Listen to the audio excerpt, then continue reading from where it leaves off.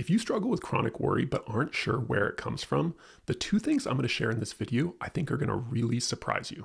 Hi, my name is Nick Wignall. I'm a clinical psychologist and the founder of The Friendly Mind, a free weekly newsletter where I share practical, evidence-based advice for emotional health and resilience. And today we're doing a deep dive on what really causes chronic worry. Now, contrary to sort of the popular wisdom these days, not all emotional struggles originate in a troubled childhood or traumatic events from your early years. And when it comes to chronic worry in particular, actually, the two most common causes happen in the present, not in the past. Number one, confusing worry the noun with worry the verb. Now, a lot of people get into the habit of chronic worry because they think of it as something that happens to them that they don't have a lot of control over. Now, this is understandable because to some extent, they're right. Because sometimes worries do just pop into our mind, our brain just kind of throws them at us, and that's not something that we have any control over. This is worry the noun, the thing that just happens to you. And it happens to all of us from time to time. But the mistake is to assume that this is always the way worry happens, or that we never have any control over worry. In addition to being a thing that happens to us, remember, that's worry the noun, the thing we can't really control, worry is also something we do. It's a mental behavior, and this is worry the verb, or what I sometimes call worrying to distinguish it from a worry. Now, while worrying or worry the verb often feels very similar to worry the noun, the thing that just happens to us, worrying is something you absolutely can and should learn to control. For example, let's say you're sitting at your desk, you're working, and you see an email pop up, and in a little preview of the email, you see that it's a message from your, business partner saying something about, the deal. And immediately a worry pops into your head. Oh no, something probably happened to the big Tyson deal and we're going to have to work all weekend to fix things. That's the worry that pops into your head. That's worry the noun. You didn't decide to have that worry. It just showed up. Your brain just threw it at you. But here's the thing. In response to that worry, that initial worry, worry the noun, you start engaging in more worrying. This is worry the verb. It's something you are consciously choosing to do. So you start saying things like, what if we lose the deal completely? That deal was a quarter of our annual revenue. We're going to go out of business. I'll have to go back and get a boring corporate job, and maybe I'll even have to work 2 jobs. What if we have to sell the house and downsize or move the kids out of their school? They're going to hate it. It's going to be super disruptive. You all are familiar with that catastrophizing cycle where we start worrying and worrying and worrying and worrying. What's key to see here, though, about that worrying is, again, that's a verb. That's something we are doing. Here's why this distinction between worry the noun and worry the verb really matters for our initial question of what causes chronic worry. When you worry in response to your worries, you reinforce your brain's habit of worry. Or put a slightly different way, when your brain talks to you in the form of a worry, and then you make the decision to talk back, it reinforces the idea that it's good for your brain to just throw worries at you. So this is a very boring, kind of unsexy, but incredibly common cause of most people's chronic worry. When you respond to your worries with more worrying, you only make worries more common. So what do we do about this? Well, the first and most important thing you can do is to really try hard to become more aware of these two different types of worry. Worry the noun, which is something that happens to you that you don't have control over, versus worry the verb, which is something that you are actively doing. It's a mental behavior. And with practice, it is something you can learn to control and get much better at not engaging with. And when you don't engage in that worrying, worry the verb, you will eventually have far fewer worries popping into your consciousness, worries the noun. But awareness is the key. That's the first step. So simply try to get better at noticing when you find yourself in the middle of a worry. Notice or label that as, hey, this was a worry. My brain just threw it at me. But now I have a choice of whether I want to continue worrying or not. And if it helps, here's a little mantra that I really like and that I use and I recommend to my clients. And that is, I don't have to have a conversation with my worries. Number 2, worry is your coping mechanism for anxiety. Now, at this point, some of you might be thinking to yourself, okay, I get that it's important to distinguish, some worries which I can't control, which just pop into my head, versus worrying, which is a behavior that I'm doing. But it's really hard not to. I know that I shouldn't keep worrying in response to a worry, but it's hard. It feels compulsive, almost like I can't stop. I totally agree. Like any really strong habit, chronic worry is difficult to break free of. But critically, it is fundamentally a habit, which means with the right approach, it can be broken. And most of the time, the key to breaking bad habits is something called functional analysis. Now, that's a very technical, fancy sounding term, but all functional analysis means is it's basically a method or a way to understand and modify unhelpful habits, either mental or physical, by identifying the underlying psychological need that they serve. So, for example, if you have a bad habit of snacking late at night, you might step back and say what need does snacking serve? Maybe it's that after a really long day of hard work, you're really stressed, and snacking temporarily alleviates that feeling of stress. It gives you a sense of comfort and pleasure, which distracts you from the stress. So the need it's serving, or if you want to think about it like this, the job late night snacking is doing is to alleviate stress, which means if you want to stop the late night snacking, you need to figure out a better way, a healthier way to address that fundamental need of having a lot of stress and needing to do something about it.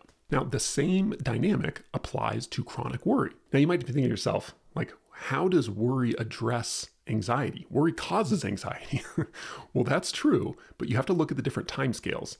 Long-term, worry absolutely causes anxiety. That is very true, and it's a really important aspect of worry to understand.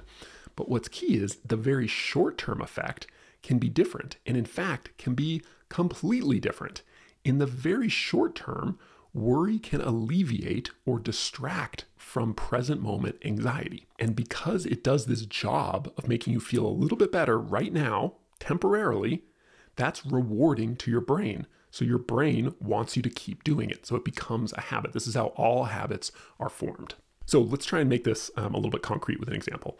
Let's say your daughter just went away to college. It's a few weeks later, and for the first time in your life, you're an empty nester and you don't have kids at home, and your daughter's away living on her own. And you find yourself worrying about her a lot, even though you don't have any evidence that anything is particularly wrong. In fact, every time you talk to her, she seems great, like she's having fun and studying a lot and just having the time of her life.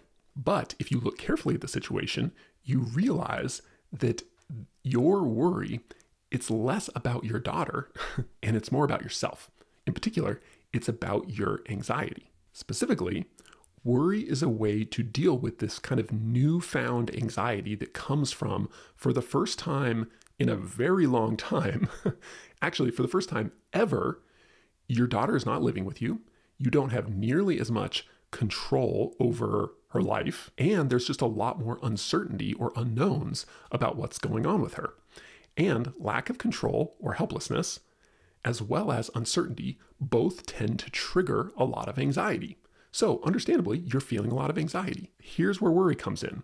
Worry, if you think about what worry really is, you're imagining potential problems, hypothetical problems or future problems, and trying to figure them out, analyze them, solve them.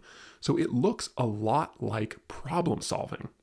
And problem solving, again, in the short term, actually feels really good because it addresses those two problems or those two needs we talked about, which are helplessness and uncertainty. So when you're trying to solve a problem, it makes you feel in control, like you have a sense of control, and it makes you feel, it gives you the illusion of having more information than you actually do. So in the very short term, because it feels like problem solving, worry helps you alleviate or distract from your anxiety.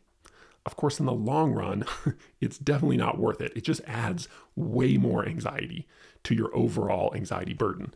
But the key to see, again, is that in the short term, it does this job really well, which is to distract yourself from the anxiety that comes from helplessness or lack of control and uncertainty.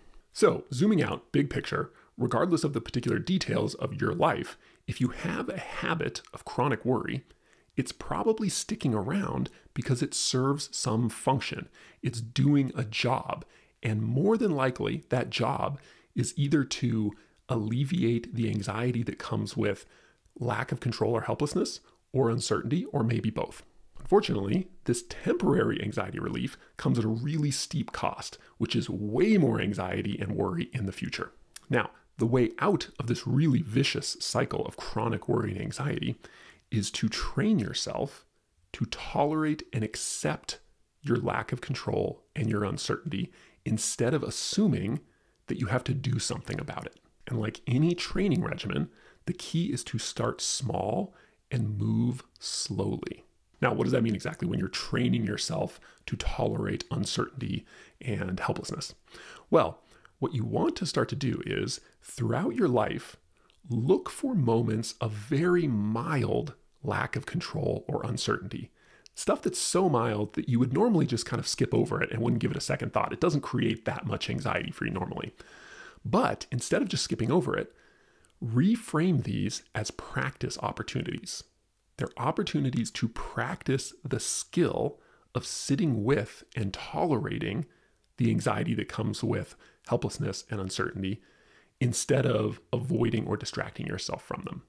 And as you get good at doing that in very small ways, then you can bump it up to slightly bigger, more intense forms of anxiety from uncertainty or helplessness.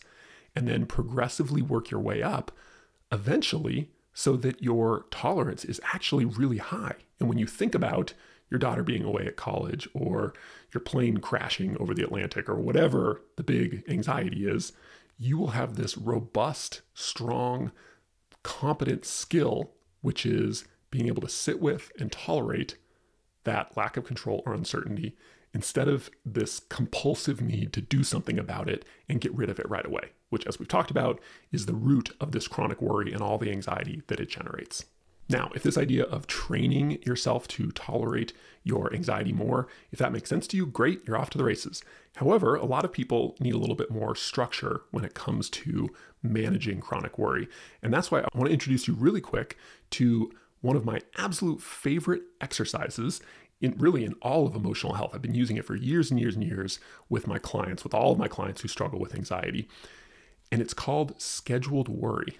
Now, scheduled worry is a very strange sounding exercise. Why would you schedule time to worry, especially if you're someone who already worries too much? That sounds ridiculous, right?